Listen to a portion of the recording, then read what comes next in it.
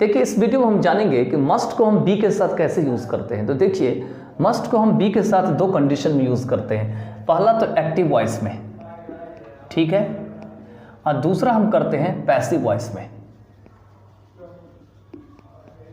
दोनों तरीके से करते हैं। जब पैसिव वॉइस में यूज़ करते हैं तो मस्ट बी के साथ, ध्यान रखिएगा, मेन वर्ब थर्ड फॉर्म आती है। और जब एक्टिव वॉइस में इसका यूज़ करते हैं तो मस्ट बी के साथ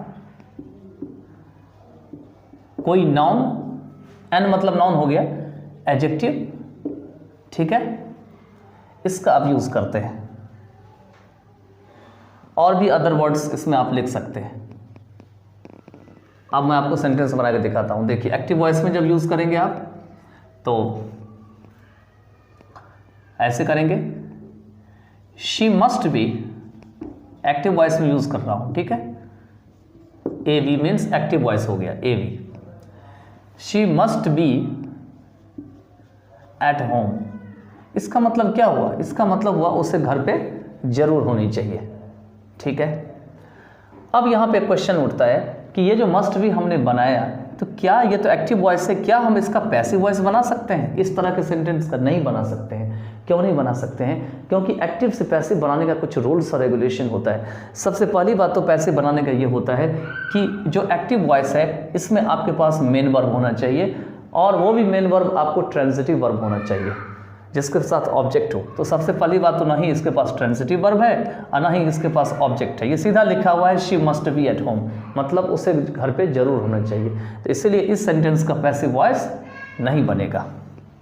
अब देखिए ये जो मस्ट बी लगा हुआ है मेन वर्ब में थर्ड फॉर्म, क्या ये पैसिव वॉइस इस तरह का बना सकते हैं? बिल्कुल बना सकते हैं। देखिए अगर आप यहाँ पे लिखते हैं शी मस्ट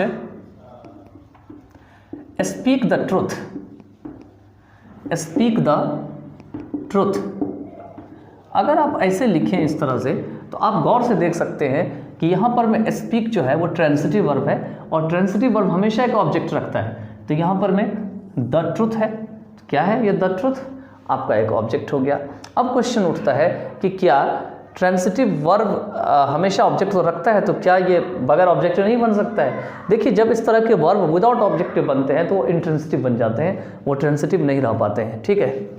चलिए तो क्या हम इसको इस तरह से बना सकते हैं? बिल्कुल बना सकते हैं। इसका ऑब्जेक्ट बन गया द ट्रूथ, तो द ट्रूथ हो जाएंगे यहाँ पे, द ट्रूथ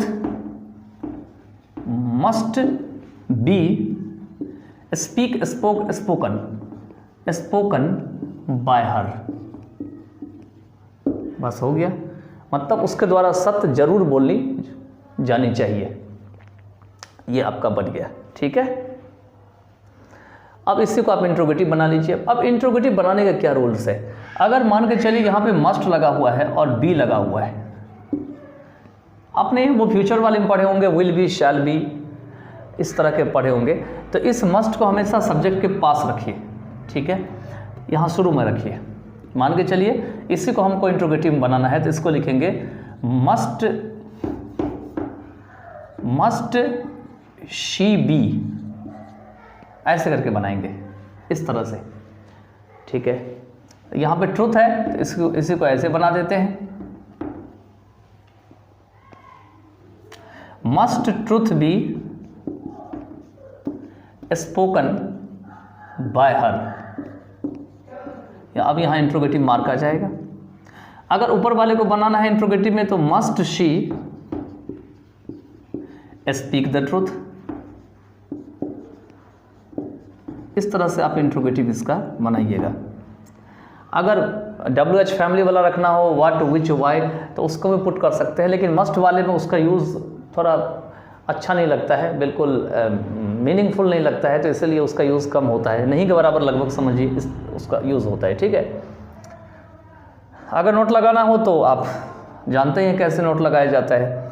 अगर यहाँ पर में नोट लगाना हो तो मस्ट ट्रूथ नॉट बी, या तो मस्ट ट्रूथ नॉट बी, मतलब ट्रूथ और बी के बीच में नॉट होगा, या तो मस्ट ट्रूथ नेवर बी, ठीक है। और या अगर नॉट होगा तो मस्ट के साथ यहाँ लगा सकते हैं मस्टंट, मतलब मस्ट के साथ यहाँ लगा सकते हैं मस्टंट। ये अगर आप यहाँ नोट लगा देंगे तो अब यहाँ नोट नहीं लगाएंगे, ध्यान रखिएगा। और बी हमेशा सब्जेक्ट के बाद ही होता है, ये ध्यान रखिएगा। बी को कभी भी यहाँ से शुरू नहीं किया जाता है, must be truth spoken by हर, गलत हो जाएगा। ठीक है, बाकी अभी नेक्स्ट क्लासेस में बहुत सारी चीज़ें इसमें बताएंगे, अभी तो हम सिंपल चीज़ें बता रहे हैं आपको। ठीक है, चलिए, तो इस तरह के कुछ सेंटेंस आप कमेंट बॉक्स में या नोटबुक में बना के रखिएगा। बाकी देखते हैं नेक्स्ट पार्ट ऑफ वीडियो में करते हैं।